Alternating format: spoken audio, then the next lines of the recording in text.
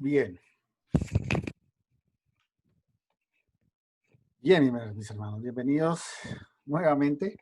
Vamos a retomar entonces nuestro estudio que hemos venido haciendo de los evangelios y los invito por favor a el evangelio de Lucas, evangelio según el doctor Lucas, capítulo 2. Lucas, capítulo 2.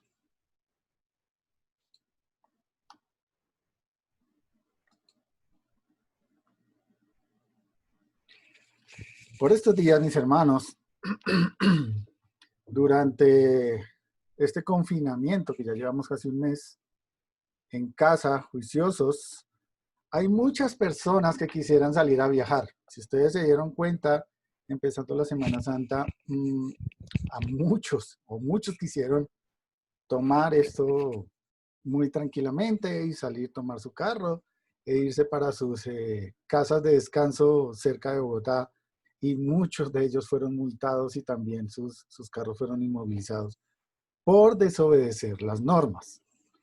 Pero además del deseo de viajar, también podemos ver por los noticieros como en muchas ciudades, muchos barrios, las personas están pidiendo alimento, están pidiendo pan, comida, y en muchos lugares vemos como la forma de pedirlo o de solicitarlo es colocando un trapo o una bolsa o algún elemento de color rojo en las ventanas o en las puertas como símbolo de ayuda, ¿no? Petición de ayuda.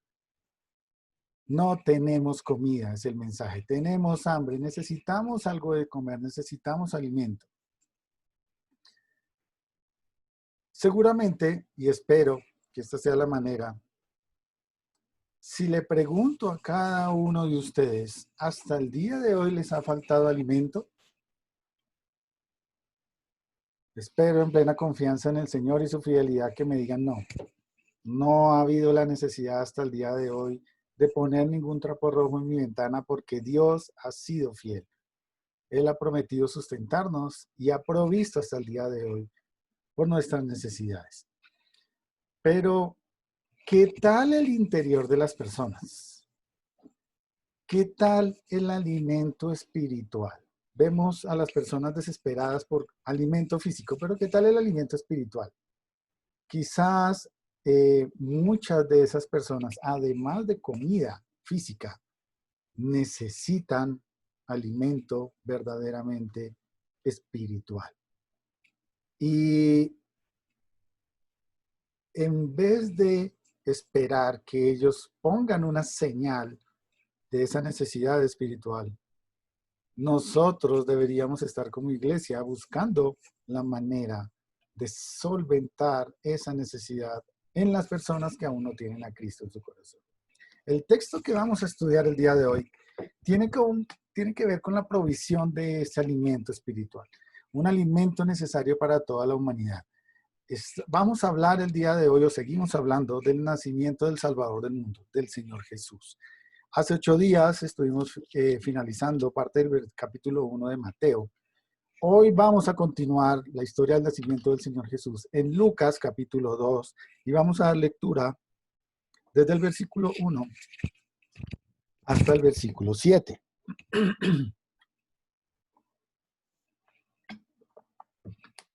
Tomen sus Biblias, por favor. Las abrimos en Lucas capítulo 2. Del 1 al 7 dice así la palabra de Dios. Lucas capítulo 2, versículo 1. Aconteció en aquellos días que se promulgó un edicto de parte de Augusto César que todo el mundo fuese empadronado. Este primer censo se realizó siendo Cirenio gobernador de Siria, e iban todos para ser empadronados, cada uno a su ciudad. Y José subió de Galilea, de la ciudad de Nazaret, a Judea, a la ciudad de David, que se llama Belén, por cuanto era de la casa y la familia de David, para ser empadronado con María, su mujer, desposada con él, la cual estaba encinta. Versículo 6. Y aconteció que estando ellos allí, se cumplieron los días de su alumbramiento, y dio a luz a su hijo primogénito, y lo envolvió en pañales, y lo acostó en un pesebre, porque no había lugar para ellos en el mesón. Amén. Inclinemos nuestros rostros, mis hermanos, y dejemos este tiempo en las manos de nuestro buen Dios. Bendito Padre Celestial. Una vez más estamos agradecidos y reconocemos tu inmenso poder, tu grandeza y tu misericordia para con nosotros. Agradecemos, Señor, toda tu bondad y tu fidelidad con la que nos has guardado hasta el día de hoy de acuerdo a tu perfecta voluntad. Gracias, Señor, de nuevo te damos por la provisión, por la posibilidad de tener acceso a estos medios de comunicación hoy día, a través de los cuales nos podemos contactar, nos podemos mirar, nos podemos ver nuestros rostros, animarnos, orar unos por otros, darte gracias, Señor, y alabarte con nuestros himnos. Señor, gracias por esta mañana que nos permite reunirnos nuevamente, por tu palabra, que podemos abrirla con libertad, por todas las verdades que nos vas a enseñar. Y Señor, como siempre, yo te ruego de manera personal que estés utilizando a tu siervo para exponer tu palabra con claridad. Y Señor, que tu palabra llegue al fondo de nuestros corazones como iglesia y nos dé ánimo para hacer lo que tú quieres que hagamos. Señor bendito, este tiempo lo dejamos, y al igual que nuestras vidas, en tus preciosas manos, en el nombre de Jesús. Amén. Bueno, mis hermanos, el nacimiento de Jesús.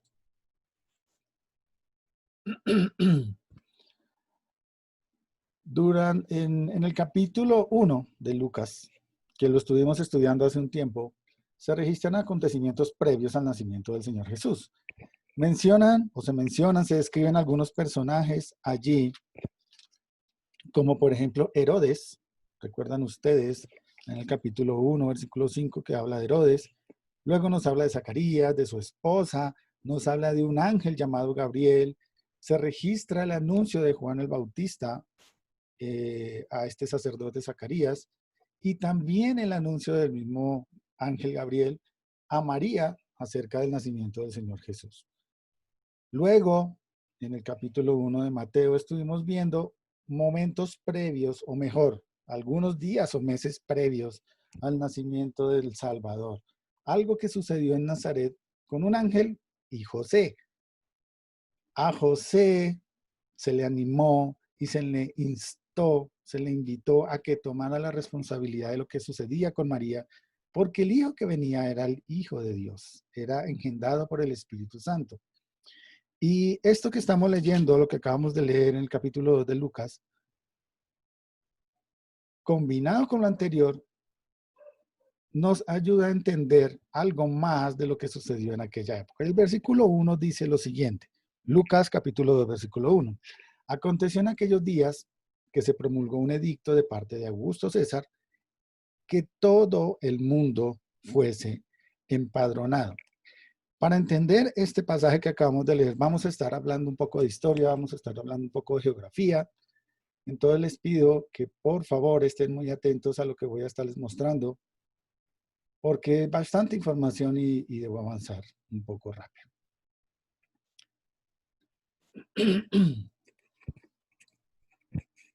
A ver. Bien. Estamos en Lucas capítulo 2 y el título del mensaje de hoy le he colocado el viaje a la casa de pan. Viaje a la casa de pan. Y Lucas empieza diciendo, aconteció en aquellos días. Por supuesto, está dando una entrada en el contexto de el nacimiento del Señor Jesús. Dice que en aquellos días se promulgó un edicto de parte de Augusto César. Augusto César, o la palabra César, realmente no, en ese momento no se manejaba como un nombre propio, como un nombre de pila. Quizás muchos de nosotros en alguna película o algún programa de televisión hemos escuchado el grito o la frase de Ave César. Ave César era una proclamación a una posición más que un nombre. Es decir, el César era utilizado en ese momento como un título imperial. La palabra como tal viene de una palabra o de la palabra griega caesar, que significa cabeza del imperio. El primer emperador en llevar este nombre como un título de poder, además de agregarle otras cosas a su nombre, fue un hombre llamado, como lo ven en su pantalla, Cayo Julio César Octavio. Bueno, en griego, voy a tratar de leerlo, no soy muy bueno para esto, Gaius Lilius Caesar Octavianus. Ese era su nombre. Inicialmente era reconocido como Octavio. No sé si alguno de ustedes ha visto esta fotografía en algún lado.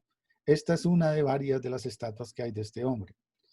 Este hombre, al empezar su imperio en el año 27 a.C., o su reinado en Roma, quiso darse más caché en el nombre. Entonces agregó a su nombre el título de Augustus. La palabra Augustus significa majestuoso o venerable. Por eso ya no se le conoció más como Octaviano, sino empezó a conocérsele como César Augusto. A partir del año 27 hasta el año 14 después de Cristo fue su reinado en Roma. Más o menos, este era el ambiente, o mejor, el imperio romano en el tiempo de Augusto César. Como pueden ver, todo lo que ven colores era el imperio romano. Bárbaro imperio el que tenía que manejar este hombre. Como lo ven, empieza, o podemos mirarlo de arriba hacia abajo, desde el sur de Inglaterra, cubría todo lo que es España, Italia, Asia, todo lo que es Medio Oriente y también toda la parte norte de África. Impresionante. Todo esto era el imperio que gobernaba Augusto César. Lo chistoso de todo esto es que la mayoría de esos son los focos de coronavirus hoy día, ¿se dan cuenta? Pero bueno, eso es otra historia. Augusto César, por supuesto, vivía en Roma, ¿cierto? Y Roma era conocida como lo más grande, el imperio, el mundo más maravilloso conocido. Por eso, en ese versículo 1, donde dice que todo el mundo fuese empadronado, esa palabra mundo tiene como connotación pues el mundo conocido, ¿cierto? Pero en aquel entonces se utilizaba esa palabra específica que está traducida allí para referirse de manera puntual al reino o al imperio romano. Entonces, lo que nos está diciendo el versículo 1 allí es que en aquellos días ese edicto o esa proclamación o ese decreto que dio Augusto César, el emperador, era para que todo el imperio, todo lo que ven en pantalla, fuera empadronado. Eso nunca se había hecho. Realmente los censos o hay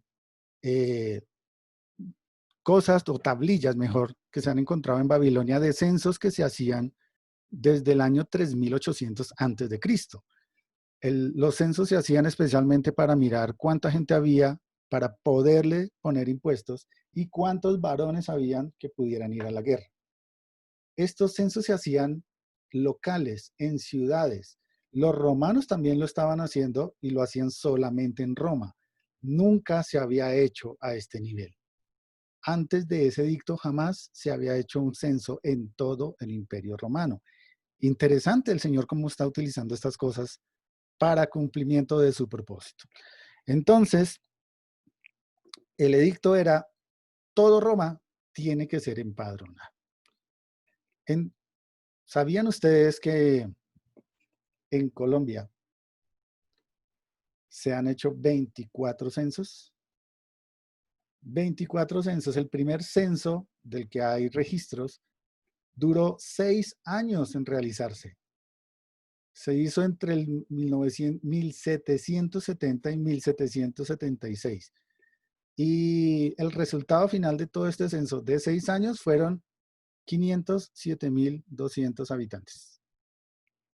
507.200 habitantes nada más. El último censo que se realizó en el año 2018, si ustedes lo recuerdan, que ya empezaron a hacerlo virtual y toda esta cuestión, se hizo muy rápido y la cifra de habitantes fue de cerca de 48.300.000 habitantes en Colombia. El doctor Lucas, aquí en el versículo 2, nos indica que este es el primer censo. Dice el versículo 2, este primer censo se hizo siendo Cirenio gobernador de Siria. Como les venía diciendo, no era el primer censo que se hacía en Roma, pero sí era el primero en todo el imperio romano. Ahora, en ese mapa, en ese cuadrito, como ustedes lo ven, cada una de esas colores y divisiones que ven ustedes en todo lo que es el imperio romano, cada uno de esos era o es reconocido como una provincia romana. La palabra empadronar que está utilizando allí Lucas significa registrar en un padrón. Y un padrón no era más que un rollo oficial en el cual se registraba nombre, en algunos se registraba el sexo para saber si eran varones aptos para la guerra, también se registraban la edad, por supuesto, pero algo interesante que hay que tener en cuenta es que los judíos en aquel entonces estaban exentos de prestar servicio militar a Roma, pero no estaban exentos de pagar impuestos. Y por supuesto a los judíos no les gustaba esto.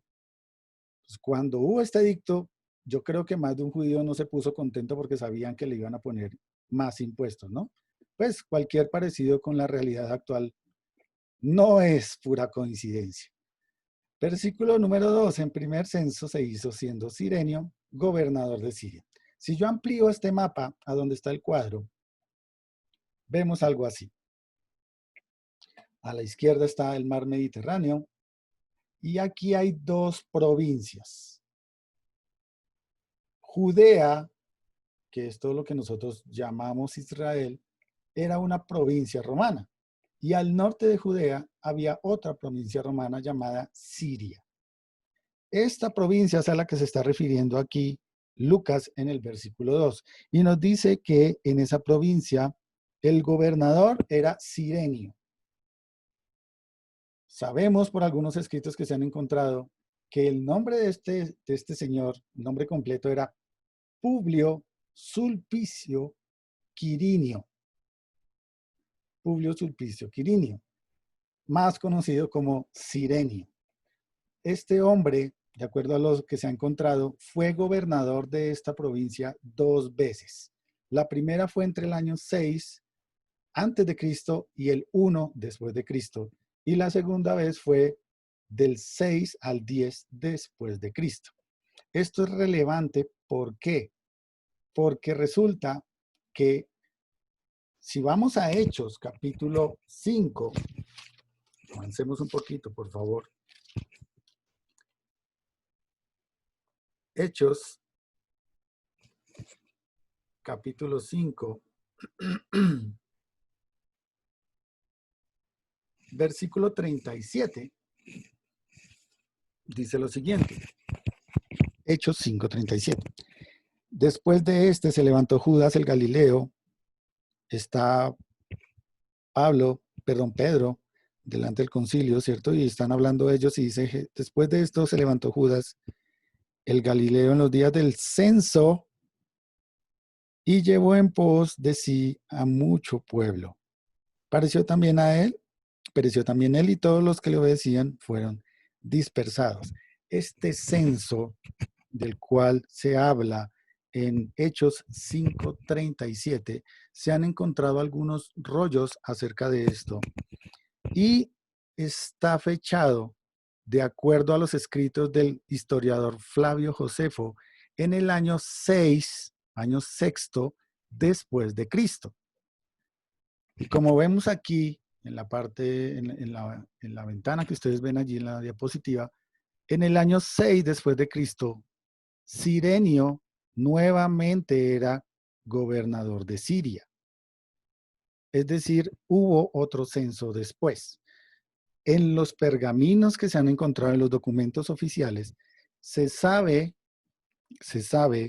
que los edictos posteriores al primer censo que está mencionando Lucas en el capítulo 2 y posteriores tenían validez de 14 años. Es decir, cada 14 años se hacía un censo de todo el Imperio Romano. ¿Eso qué quiere decir? Que si Flavio Josefo tiene razón y el segundo censo se hizo el año 6 después de Cristo, el primer censo tuvo que hacerse 14 años antes. ¿Me siguen? Eso nos ubicaría en el año 8 antes de Cristo. Y nosotros varias veces hemos repetido una y otra vez que el Señor Jesús, de acuerdo a todos los estudios históricos, nació más o menos entre el 6 y el 5 antes de Cristo, ¿recuerdan? Y uno diría, bueno, entonces, ¿quién está mal? ¿Quién está mal? ¿Por qué? Porque si realmente el primer censo se hizo el 8 antes de Cristo, los registros históricos dicen que Cirenio no era gobernador en el año 8 antes de Cristo, sino a partir del año 6. Aquí está en su diapositiva. ¿Qué pasó allí? ¿Hay un error en la Biblia? Bueno, hay varias posiciones al respecto. Una de ellas es que una cosa es establecer el edicto y otra cosa es hacer el censo, ¿cierto? Imagínense ustedes si el censo de 500,000 personas en Colombia se demoró 6 años, ¿cuánto podría demorarse en hacer todo el censo en todo el Imperio Romano? Por supuesto, para llegar a Siria y Judea, pues pudo demorarse los 2 años o más, mientras Cirenio llegaba a ser gobernador de allí. Otro es que los datos de la fecha de Cirenio que estableció Flavio Josefo pueden haber estado erradas. Quizás no fueron tan exactas como la escribió. Otra puede ser que el nacimiento del Señor Jesús no ocurrió entre el 6 y el 5 antes de Cristo, sino el 8. Podría ser otra. Lo cierto, mis amados hermanos, es que la fecha, el año, el día, no se sabe con certeza hasta el día de hoy. Pero saben, eso no es realmente lo importante. Lo realmente importante, lo que sí tiene mucha importancia para nosotros el día de hoy, es que el Señor nació. Lo que de verdad nos debe importar no son las fechas ni buscar por allá escritos romanos, no. Lo importante es saber y entender que el Señor cumplió su promesa y el Señor Jesús vino a la tierra, nació en la tierra y estuvo entre nosotros. Eso es lo importante. Ahora, volviendo a nuestra diapositiva. Estos dos personajes, en el momento del nacimiento del Señor Jesús, de acuerdo a lo que dice Lucas, eran los gobernantes en ese lugar. Cirenio era quien gobernaba Siria, Herodes primero, o Herodes el Grande, era el que gobernaba en Judea. Entonces, hasta este momento, en cuanto a los gobernantes, tenemos César Augusto, era el emperador romano. Cirenio era el gobernador delegado en la provincia de Siria. Y Herodes primero, Herodes el Grande, era el rey establecido por César Augusto en la provincia de Judea. Es decir, así, estos eran los que gobernaban en ese tiempo. Ahora, nosotros vemos aquí en el versículo 3, perdón, sí, 3, que dice la palabra del Señor en Lucas, e iban todos para ser empadronados, cada uno a su ciudad. Y el versículo 4 dice, y José subió de Galilea, de la ciudad de Nazaret, a Judea, a la ciudad de David, que se llama Belén, por cuanto era la casa y familia de David. Aquí vamos a ver un poquito de geografía. Esto que ven ustedes en pantalla es la provincia de Judea. Es decir, lo que se ve aquí en rosadito está ampliado acá. Judea. Recordemos que este hombre, Herodes el Grande, cuando era rey en Judea, era rey de 4 provincias. Perdón, de una provincia que tenía 4 regiones. Todas las provincias del reino de Roma o del Imperio Romano tenían subdivisiones. En este caso, la provincia de Judea tenía regiones dentro de la provincia de Judea. Y Herodes gobernaba sobre 4 de esas regiones.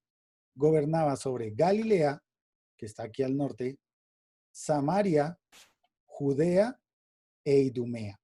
Todo esto estaba bajo el gobierno y el reinado de Herodes el Grande en el tiempo de Jesús. Por supuesto, este hombre fue el que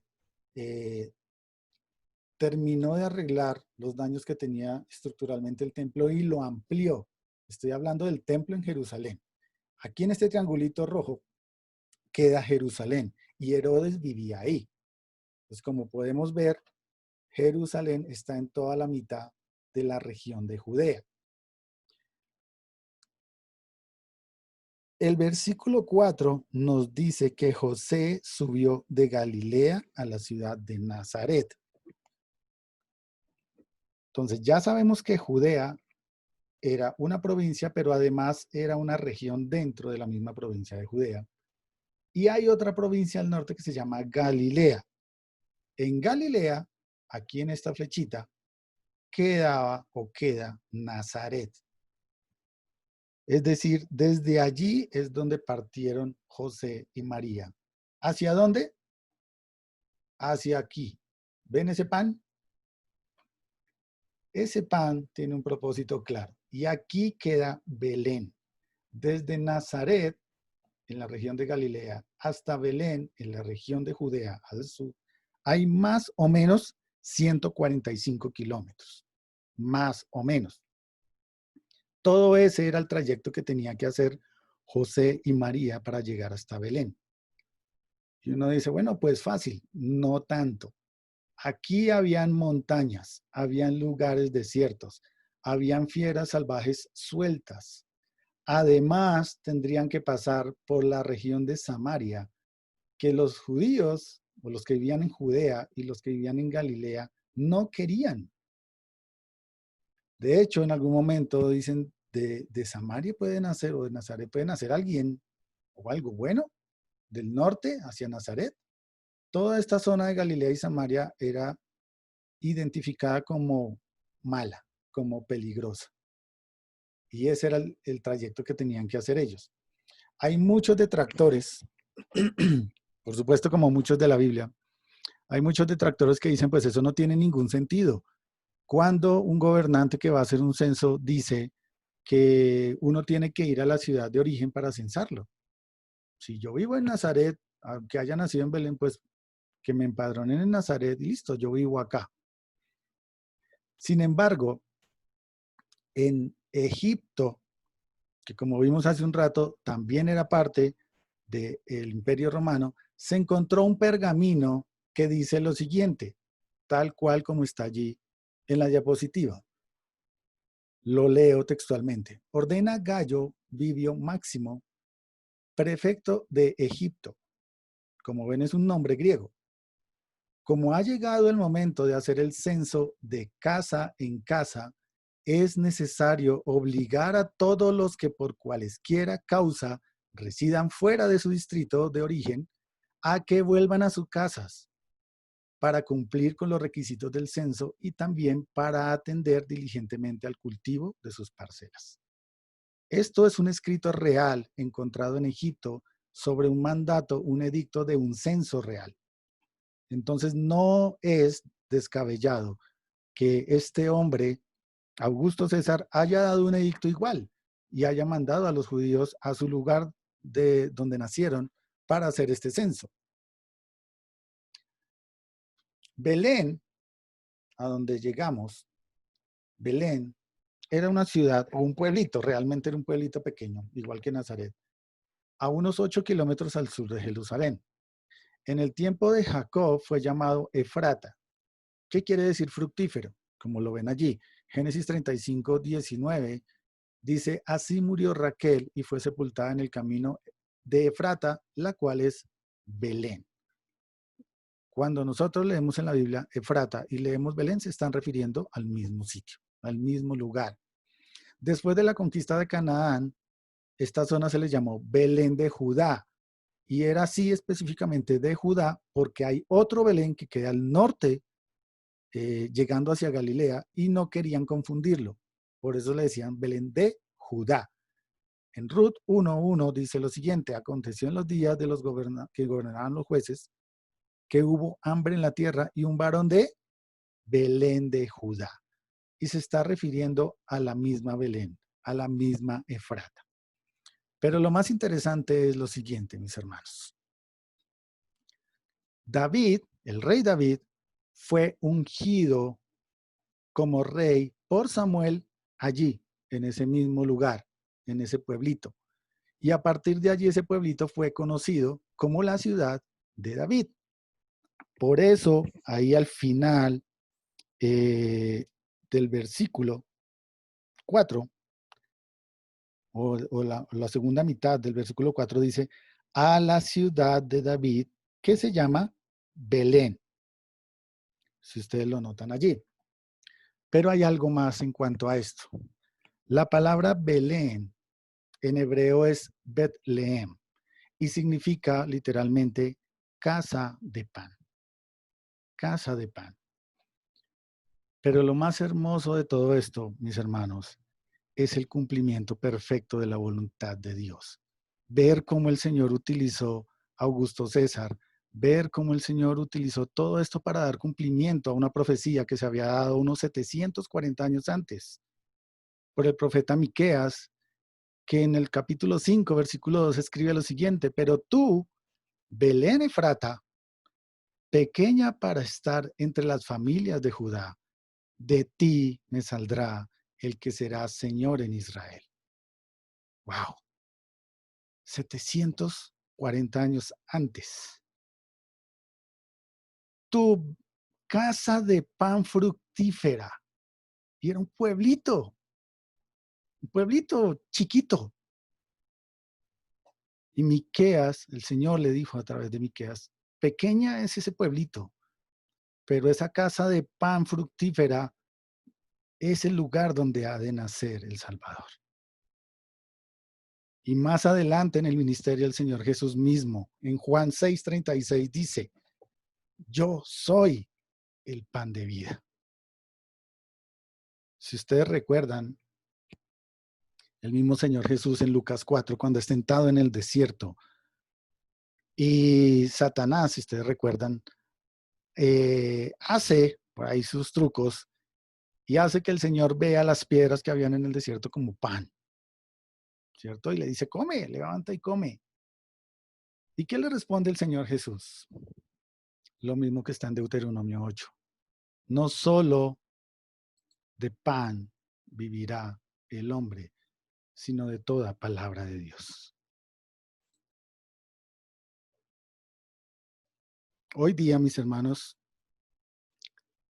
las personas, además de estar rogando por alimento físico, anhelan alimento espiritual. Escuchaba o me llegó, no recuerdo por qué medio, vi una noticia donde decía, hay escasez de Biblias. Se dispararon de una manera increíble en varios países la compra de Biblias. Y yo decía, gloria a Dios por eso, porque muchos están desesperados por comida física. Pero qué bueno cómo el Señor utiliza estas circunstancias tan difíciles para también poner ese anhelo de alimento espiritual en las vidas de las personas que no le conocen, que aún no le han reconocido. El Señor es el pan de vida y el Señor habría de nacer en la casa de pan. Ah, no sé ustedes, pero cuando yo veía esto decía, wow. ¿Cómo es el Señor de perfecto en organizar las cosas? ¿Cómo hace las cosas y las acomoda tan bien, tan ajustado, tan perfecto en cada movimiento, cada situación, cada cosa que el Señor utiliza? Versículo 5. Continúa diciéndonos que José y María iban para ser empadronados. Y dice, para ser empadronado con María, su mujer. Esto concuerda perfectamente con lo que ya vimos en Mateo capítulo 1. Desposada con él, ya entendemos que José asumió, luego de la dirección del ángel, esa responsabilidad, aunque todavía no eran casados formalmente, no se había realizado la boda, legalmente ya estaban comprometidos a través del pacto de desposorio. Y ya vemos que estaba encinta. Versículos 6 y 7. Y aconteció que estando ellos allí, fíjense que la frase dice estando ellos allí, no dice que llegaron de afán, no dice que llegaron apresurados, no dice que llegaron de noche como muchas personas piensan, dicen que estaban allí. Eso perfectamente nos puede dar la idea de que pudieron haber estado algunos días antes allí en este pueblito, en Belén. Y dice que durante ese tiempo se cumplieron los días del el alumbramiento, el tiempo del nacimiento del Señor. Imaginen ustedes esto, imaginen la situación. María ya está gorda, tiene tremenda panza de 8 meses. Llega Cirenio y dice, necesito que se vayan hasta Belén porque hay que hacer un censo. José todavía no está casado con María, pero sí tiene una responsabilidad. Los censos primordialmente eran para varones. Ellos eran los que iban a la guerra, ellos eran los que pagaban impuestos, los responsables del hogar. No era necesario que María fuera con él. Sin embargo, José se la llevó.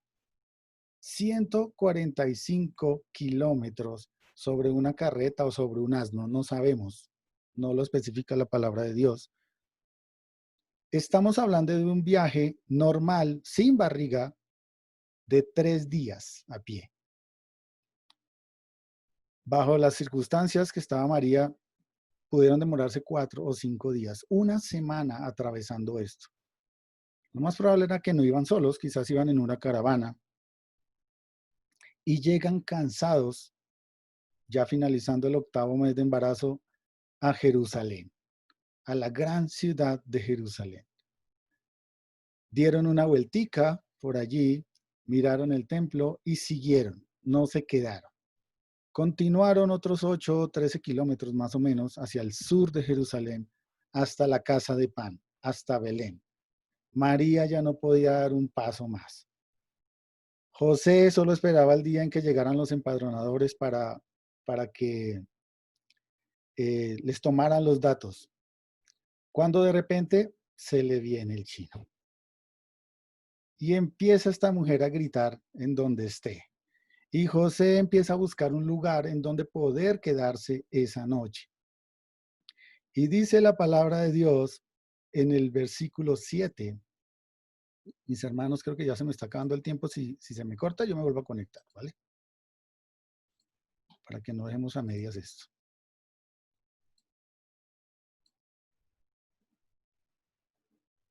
No sé cuánto queda aquí. José está buscando un lugar en donde acomodarse. Y resulta que entró en trabajo de parto. Y el versículo 7 nos dice que dio a luz a su hijo primogénito, lo envolvió en pañales y lo acostó en un pesebre porque no había lugar